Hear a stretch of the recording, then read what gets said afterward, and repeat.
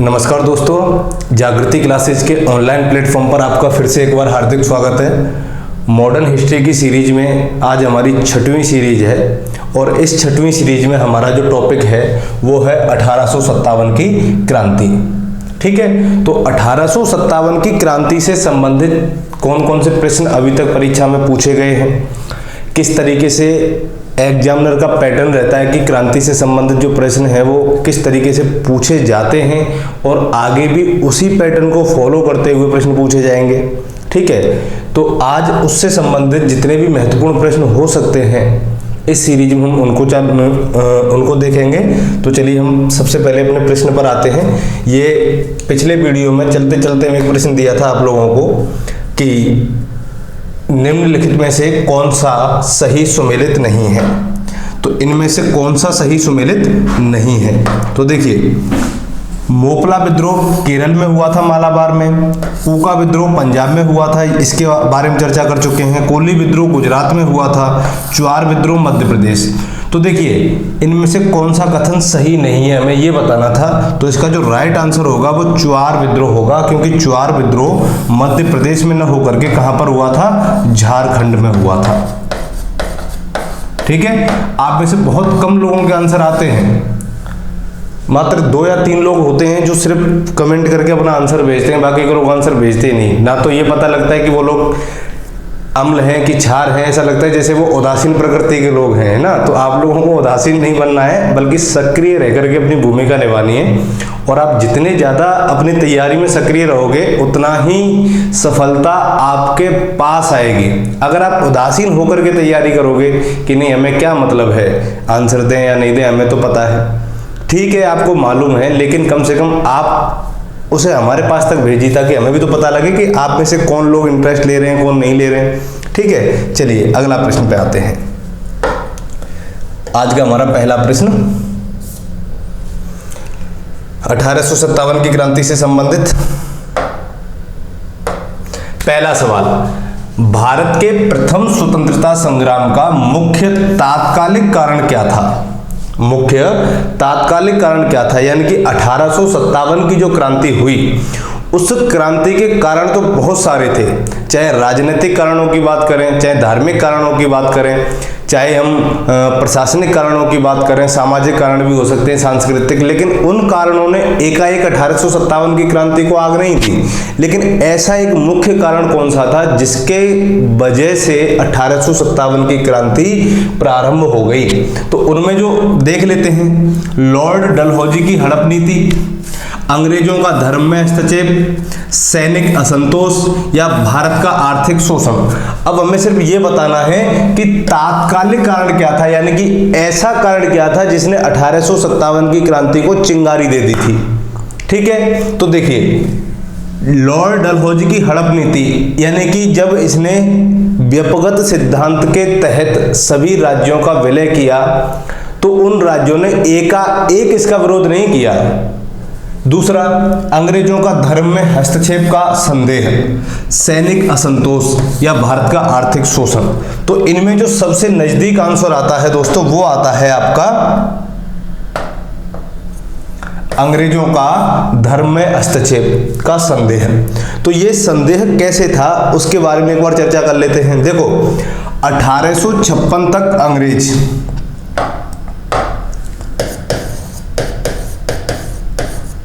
पुरानी brown base बंदूक का प्रयोग करते थे, लेकिन इसी समय 1856 में उन्होंने एक नई एनफील्ड राइफल का प्रयोग अपनी आर्मी के लिए किया। और इस एनफील्ड राइफल में जो कारतूस लगते थे उन कारतूसों को मुंह से खोला जाता था, तब जाकर के इस राइफल का प्रयोग होता था। लेकिन वहां सैनिकों में यह अफवाह फैल गई कि जो कारतूस हमें दिए जा रहे हैं उन कारतूसों में सुअर और गाय की चर्बी मिलाई जा रही है। तो जो हिंदू और मुस्लिम सैनिक थे वो सैनिक क्या हो गए? अंग्रेजों से उन्होंने बगावत कर दी। अब जैसे उन्होंने अंग्रेजों से बगावत की तो ये क्या हुआ, उनको लगा कि अंग्रेज हिंदू और सुअर की चर्बी हमारे कारतूसों में मिला करके दे रहे हैं और उन कारतूसों को मुंह से खोलना है। तो मुंह से खोलने का मतलब क्या है कि सुअर जो होता है वो मुस्लिम धर्म में, माना जाता है और गाय हिंदू धर्म में पवित्र मानी जाती है। ठीक है, तो इस तरीके से सैनिकों को लगा कि अंग्रेजों ने हमारे धर्म में हस्तक्षेप किया है, तो इस संदेह के लिए कमेटी भी बिठाई थी अंग्रेजों ने, और उस कमेटी ने इस पर कोई ध्यान नहीं दिया, तब सैनिकों में असंतोष ज्यादा फैल गया। ठीक है, तो इसीलिए इसका जो राइट आंसर होगा वो क्या होगा, संदेह, यानी कि पहले संदेह फैला था, उसके बाद सैनिक असंतोष हुआ था, सैनिकों ने विद्रोह किया था। तो जो सबसे नजदीक आंसर होगा हमारा वो कौन सा होगा, बी होगा। इसके बाद अगला सवाल,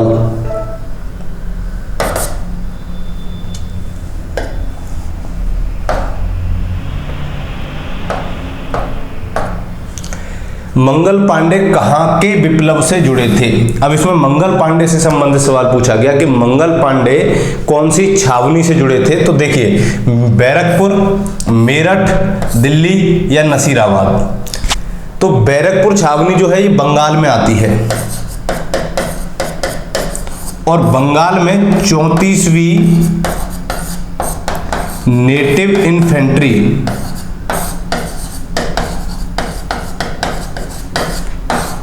की 6ठी बटालियन के मंगल पांडे क्या थे, सैनिक थे। और यहां पर उन्होंने क्या कर दिया, जब उनको पता चला कि यहां हिंदुओं के साथ में गाय और सुअर की चर्बी युक्त कारतूस मिला करके दिए जा रहे हैं, तो यह एक सैन्य अधिकारी थे एंडरसन।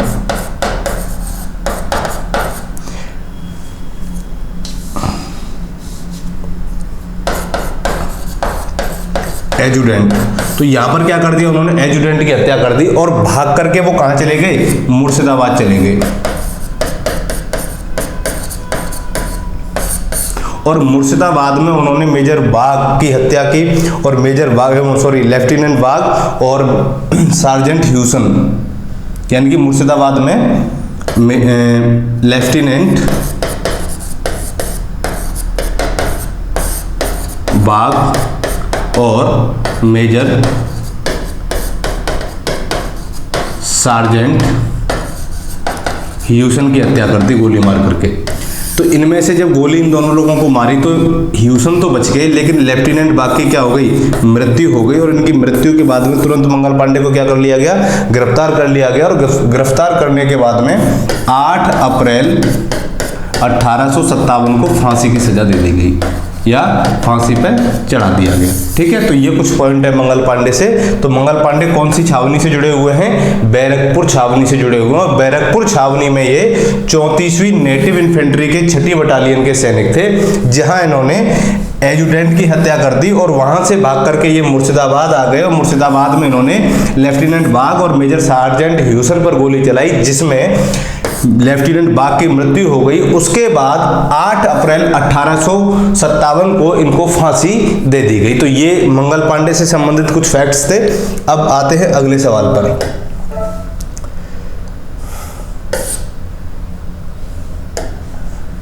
ठीक है, 1857 के विद्रोह के दौरान बहादुर शाह ने किसे साहब ए आलम बहादुर का खिताब दिया था। यानी कि ऐसा कौन सा व्यक्ति था जिसे साहब ए आलम बहादुर का खिताब दिया गया था, वो भी किसके द्वारा, मुगल सम्राट बहादुर शाह जफर के द्वारा। ये मुगल सम्राट थे।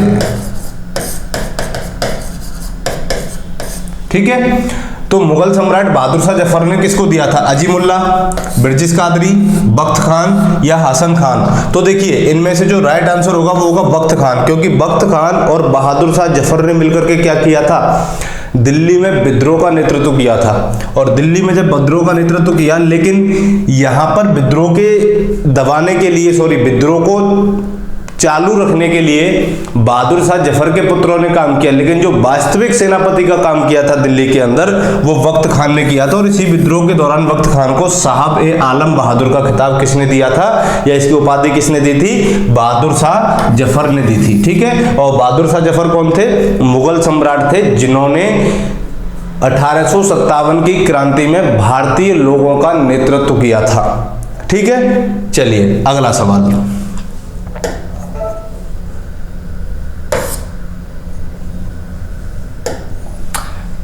अच्छा, वो ही आ गया, सॉरी।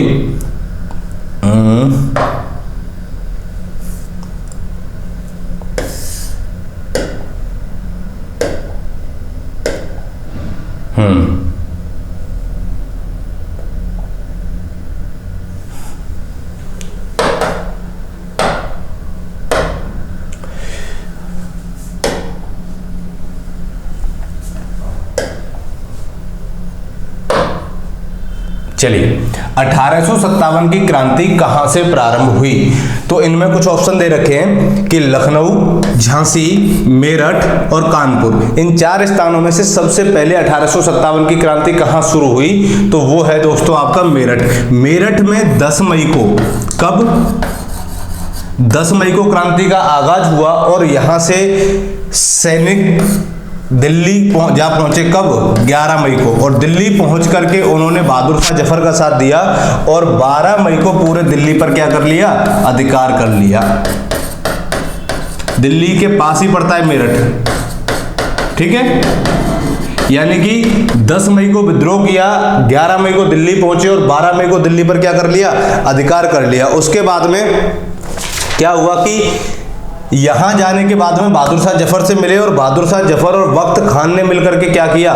इनका साथ दिया सैनिकों का और पूरी तरीके से अंग्रेजों को दिल्ली से खदेड़ दिया, ठीक है। चलिए अगला सवाल, तो कहां से शुरू हुई थी 1857 की क्रांति? मेरठ से। मेरठ में 10 मई को हुई थी, ठीक है, याद रहेगा इतना। आगे बढ़ते हैं।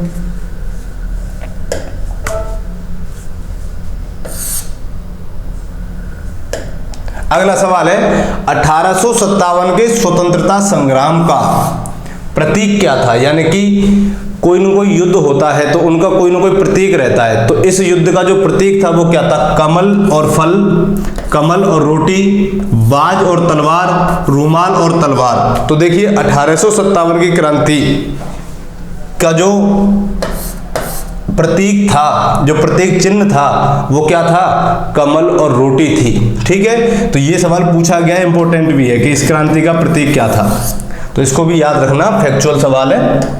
अगला सवाल, चलिए 1857 के संग्राम में बरेली के विद्रोह का नेतृत्व किसने किया था? बरेली, पहला ऑप्शन है खान बहादुर, दूसरा है कुंवर सिंह, तीसरा है मौलवी अहमद शाह और चौथा है ब्रिजेश कादरी।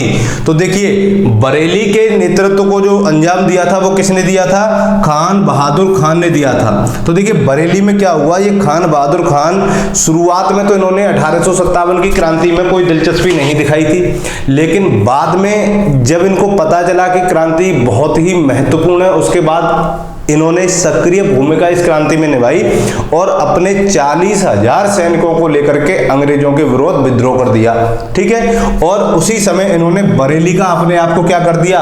नवाब घोषित कर दिया। तो बरेली में किसने किया? खान बहादुर खान ने किया था। तो बरेली का नेतृत्व पूछा जाए तो खान बहादुर खान, और कुंवर सिंह का पूछा जाए तो ये थे बिहार से बोल सकते हैं, और बिहार में एक स्थान है जगदीशपुर। यानी कि आपसे ये भी पूछा जा सकता है कि जगदीशपुर में 1857 की क्रांति का नेतृत्व किसने किया? तो कुंवर सिंह। बिहार में किसने किया? तो कुंवर सिंह। मौलवी अहमद शाह ये फैजाबाद से संबंधित हैं। ब्रिजेश कादरी ने बेगम हजरत महल के साथ मिलकर के लखनऊ में किया था, ठीक है। तो ये कुछ फैक्ट्स हैं आपके, और 1857 की क्रांति से संबंधित कोई भी सवाल ऐसा नहीं पूछा जाता जो फैक्चुअल ना हो, क्योंकि टॉपिक पूरा फैक्चुअल है और यहां से फैक्चुअल सवाल ही आपकी परीक्षा में पूछे जाएंगे, ठीक है। चलिए अगला सवाल,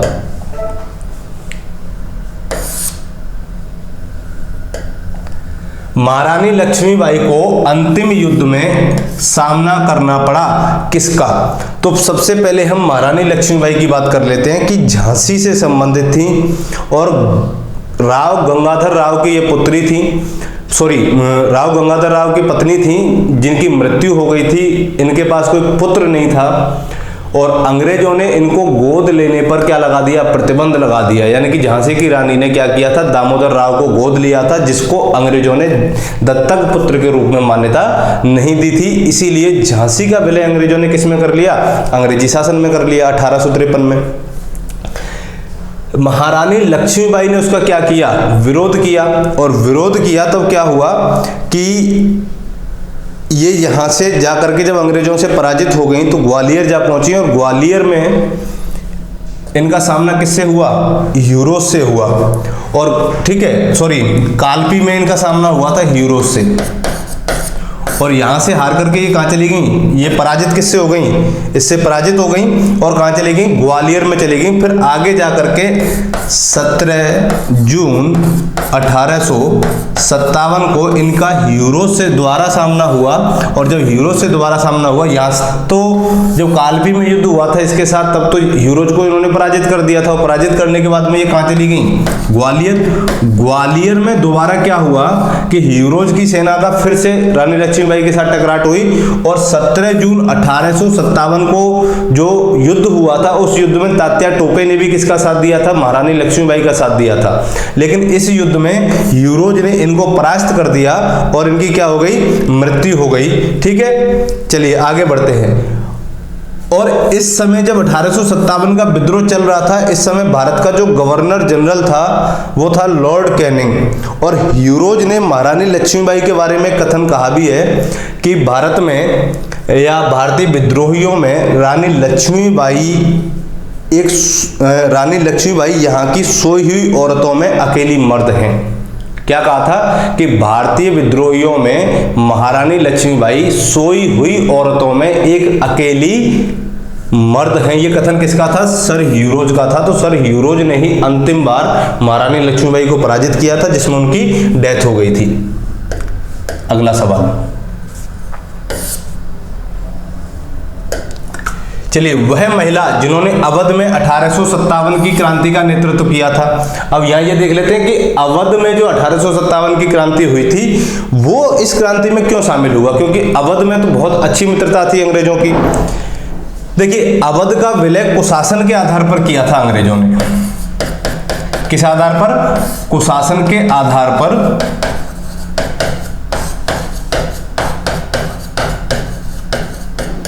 विलय कर लिया और कुशासन के आधार पर जब विलय किया तो यहाँ की जो राजशाही थी वो अंग्रेजों से क्या हो गई, नाराज हो गई या खिलाफ हो गई। तो यहाँ पर बेगम हजरत महल ने, या तो हम अवध बोल सकते हैं या लखनऊ भी बोल सकते हैं हम इसको, ठीक है, अवध या लखनऊ में से कुछ भी आ सकता है ऑप्शन में या प्रश्न में, क्योंकि लखनऊ उस समय किसका भाग था, अवध का ही भाग था। ठीक है, अवध लखनऊ वाले एरिया को ही कहा जाता था। वहां पर बेगम हजरत महल और बिरजिस कादिर नामक व्यक्तियों ने क्या किया था, विद्रोह का नेतृत्व किया था। ठीक है, तो ये दो नाम याद रहेंगे कि लखनऊ में बेगम हजरत महल और बिरजिस कादिर ने मिलकर के क्या किया, अवध में विद्रोह का नेतृत्व किया था। अगला सवाल बहुत ही आसान सवाल है, आपको याद हो जाएंगे सारे यहीं के यहीं। 1857 की क्रांति के दौरान बिहार में क्रांतिकारियों का नेता कौन था, तो अभी हम इस पर चर्चा कर ही चुके हैं। तो कौन थे, बाबू कुंवर सिंह थे। और बाबू कुंवर सिंह ने क्या किया था, बिहार में या जगदीशपुर में इसका नेतृत्व किया था। ये जो कुंवर सिंह है ना, कुंवर सिंह एक ऐसे इंसान थे जिनके लिए कहा भी जाता है कि इन्हें प्रकृति ने अदम्य शौर्य, अदम्य साहस, वीरता तथा सेना नायक के बहुत ही आदर्श गुणों से मंडित किया है। ठीक है, और इन्हीं कुंवर सिंह को बिहार का सिंह भी कहा जाता है। क्या कहा जाता है, बिहार का सिंह कहा जाता है। यानी कि इन्होंने अंग्रेजों का इस तरीके से सामना किया जिसके लिए इन्होंने अंग्रेजों के पसीने छुड़ा दिए थे। ठीक है, तो क्या आंसर आएगा हमारा इसमें, बाबू कुंवर सिंह आंसर आएगा। अगला सवाल,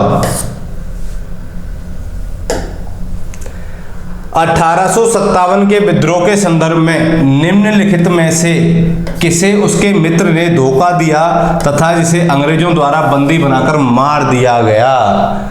ठीक है, तो देखिए, नाना साहब, कुंवर सिंह, खान बहादुर खान या तात्या टोपे। तो तात्या टोपे जो थे वो महारानी लक्ष्मीबाई का जब तक साथ दे रहे थे, तो वहां से वो हार करके कहाँ आ गए, राजस्थान में आ गए। और राजस्थान में लगभग 1 साल तक उन्होंने गुरिल्ला पद्धति से अंग्रेजों का सामना किया और अंग्रेज उन्हें 1 साल तक नहीं पकड़ पाए। लेकिन जब अंग्रेज उन्हें 1 साल तक नहीं पकड़ पाए, तब क्या हुआ कि इनके एक अजीज मित्र थे मानसिंह, जिन पर ये आंख बंद करके भरोसा करते थे। तो मान सिंह ने रातों रात अंग्रेजों को ये खबर दे दी कि इस समय तात्या टोपे जंगल में सो रहा है, तो इनको सोते हुए अंग्रेजों ने गिरफ्तार किया था। ठीक है, तो ये बात याद रखना। और 18 अप्रैल 1859 को तात्या टोपे को क्या दे दी गई? फांसी दे दी गई।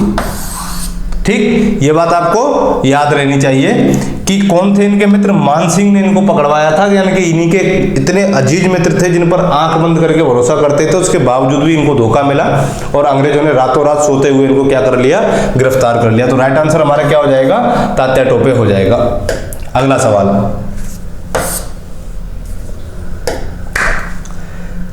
निम्न में से कौन 1857 के विद्रोह में अंग्रेजों का सबसे कट्टर दुश्मन था? यह पूछा गया है, अंग्रेजों का सबसे कट्टर दुश्मन कौन था? मौलवी अहमदुल्ला शाह, मौलवी इमदादुल्ला, मौलाना खैराबादी या नवाब लियाकत अली? तो दोस्तों ये याद रखना कि यहाँ मौलवी अहमदुल्ला शाह एक ऐसे व्यक्ति थे जो अंग्रेजों के बहुत ही कट्टर दुश्मन थे और इन्होंने क्या किया था? फैजाबाद में विद्रोह का नेतृत्व किया था।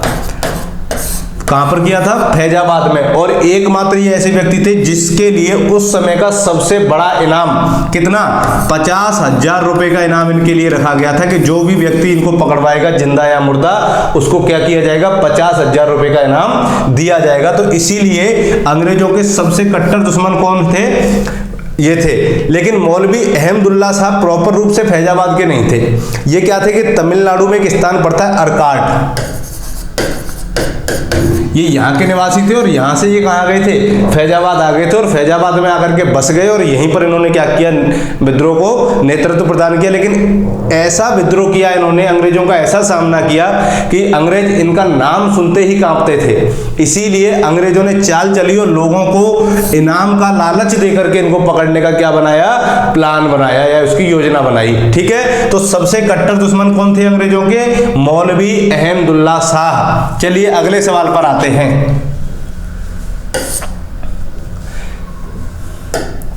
1857 के स्वतंत्रता संग्राम में किस राजवंश ने अंग्रेजों की सबसे ज्यादा सहायता की थी?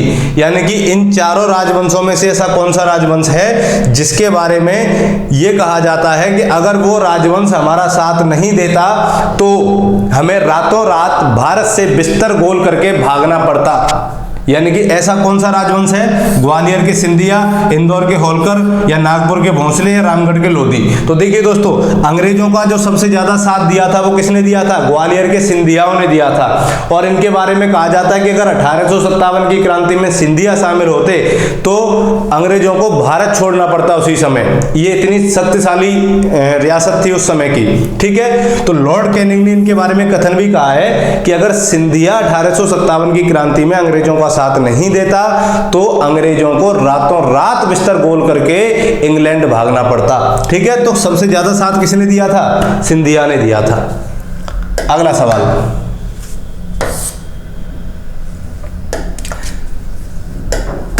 भारत में शिक्षित मध्यम वर्ग ने, यानी कि यहां मध्यम वर्ग का मतलब होता है कि पढ़े लिखे डॉक्टर, इंजीनियर, वकील जो लोग हैं, उन्होंने ऑप्शन ए 1857 के विद्रोह का विरोध किया, 1857 के विद्रोह का समर्थन किया, 1857 के विद्रोह से तटस्थता बनाए रखी, देशी शासकों के विरुद्ध युद्ध किया। यानी कि इनमें से मध्यम वर्ग की क्या भूमिका रही 1857 की क्रांति में? तो देखिए, मध्यम वर्ग ये सोचता था कि अंग्रेज जो कर रहे हैं भारत में वो ठीक है और जो विद्रोही कर रहे हैं वो गलत है। अगर अंग्रेज भारत से चले गए तो भारत में जो आधुनिकता का विकास होगा वो अवरुद्ध हो जाएगा। ठीक है, लेकिन विद्रोही मानते थे कि अंग्रेज अगर भारत से चले जाएंगे तो हम आधुनिकता का स्वयं विकास कर लेंगे। तो जो मध्यम वर्ग था उसने ना तो विद्रोह का विरोध किया ना ही विद्रोह का समर्थन किया। इसलिए उन्होंने क्या किया? 1857 के विद्रोह से तटस्थता बनाए रखी, क्योंकि ये लोग चाहते ही नहीं थे कि अंग्रेज भारत छोड़ करके जाएं। ठीक है, चलिए अगला सवाल।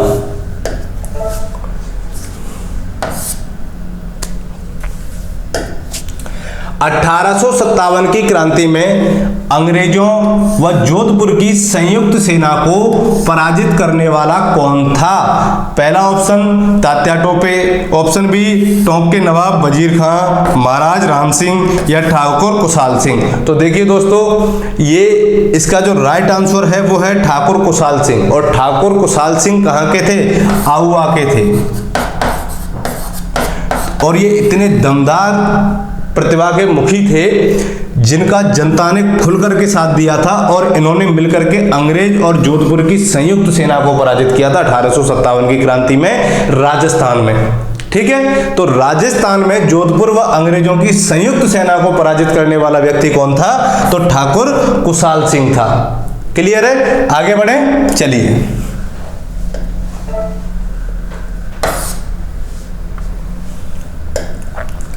निम्नलिखित में से कौन सा स्थल राजस्थान में 1857 की क्रांति का केंद्र नहीं था? यानी कि ये पूछा है कि यहाँ 4 क्षेत्र दे रखे हैं, इन 4 क्षेत्रों में से ऐसा कौन सा क्षेत्र था जहाँ 1857 की क्रांति का कोई भी प्रभाव नहीं पड़ा या जहां पर विद्रोह नहीं हुआ? तो देखिए, अजमेर में विद्रोह हुआ था, जयपुर में विद्रोह नहीं हुआ, नीमच में हुआ था, आहुआ में हुआ था। तो इसका राइट आंसर क्या आ जाएगा?